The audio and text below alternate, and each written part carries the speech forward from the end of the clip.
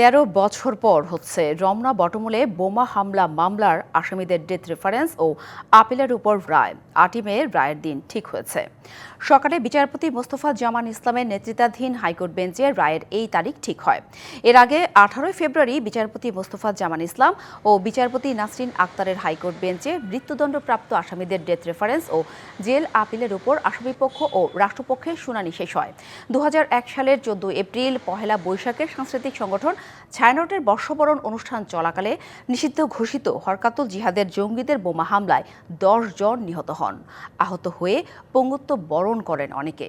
২০১৪ সালের ২৩ জুন বহুল আলোচিত রমনা বটমূলে বোমা হামলা মামলার রায় ঘোষণা করেন ঢাকার দ্বিতীয় অতিরিক্ত মহানগর দায়রা জজ আদালতের বিচারক রুহুল আমিন। রায়ে হরকাতুল জিহাদের শীর্ষ নেতা মুফতি আব্দুল হান্নান, বিএনপি নেতা ও সাবেক উপমন্ত্রী আব্দুস সালাম পিন্টুর ভাই মাওলানা তাজউদ্দিন সহ ৮ জনের ফাঁসি ও ৬ জনকে যাবজ্জীবন কারাদণ্ডের আদেশ দেয় আদালত। যারা ভিকটিম হয়েছেন অবশ্যই তাদের ন্যায় বিচার পাওয়ার অধিকার আছে, কিন্তু আমাদের দেশের বিচার ব্যবস্থার ইনভেস্টিগেশনের দুর্বলতার কারণে এই ভিকটিমরা তার বিচার পাবে না। অ্যাট দ্য সেম টাইম একটা ঘটনা ঘটেছে তাই বলে যাকে ইচ্ছা তাকেই তো আর ফাঁসি দিয়ে যাওয়া যাবে না। ঘটনা ঘটেছে সত্যি, মৃত্যুবরণ করেছে সত্যি, তাদেরও দুঃখ আছে, কিন্তু যাদেরকে ফাঁসির সেলে রাখা হয়েছে তাদেরও তো দুঃখ আছে।